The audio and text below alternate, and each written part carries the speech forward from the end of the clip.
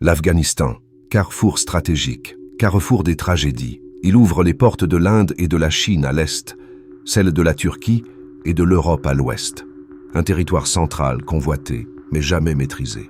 Depuis plus de 40 ans, ce pays est broyé par les armées, les idéologies, les trahisons. Mais depuis toujours, ce sont les femmes que l'histoire sacrifie en silence. Années 60, sous la monarchie, les femmes afghanes votent, étudient, travaillent. 1979, l'invasion soviétique impose un modèle progressiste et athée, rejeté par une société profondément conservatrice. 1996, les talibans prennent le pouvoir, les libertés disparaissent. 2001, après le 11 septembre, la coalition internationale menée par les États-Unis entre en Afghanistan.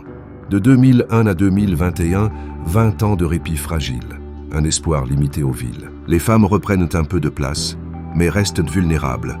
Le 15 août 2021, les talibans reprennent Kaboul et l'enfer recommence. En 2025, être une femme en Afghanistan, c'est vivre sous ces interdictions. Interdiction d'aller à l'école après 12 ans. Interdiction de travailler avec des hommes, y compris dans les ONG. Interdiction de voyager seul. Interdiction de conduire. Interdiction de mendier. Interdiction de consulter un médecin homme sans tuteur masculin. Interdiction de porter du parfum ou du maquillage. Interdiction de faire du sport. Interdiction d'assister à des funérailles. Interdiction de croiser un regard masculin. Obligation de cacher son visage. Seuls les yeux peuvent rester visibles.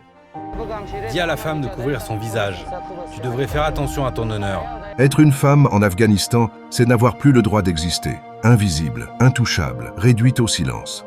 Dans cette idéologie mêlant tradition tribale et islam sunnite rigoriste, l'honneur familial et religieux s'accroche à son corps, contrôle sa pureté.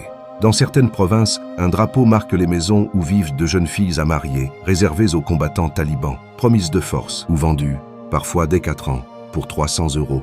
Mais il y a une résistance. Dans l'ombre, des femmes qui enseignent, qui soignent, qui refusent de disparaître. Elles manifestent, elles écrivent, elles crient.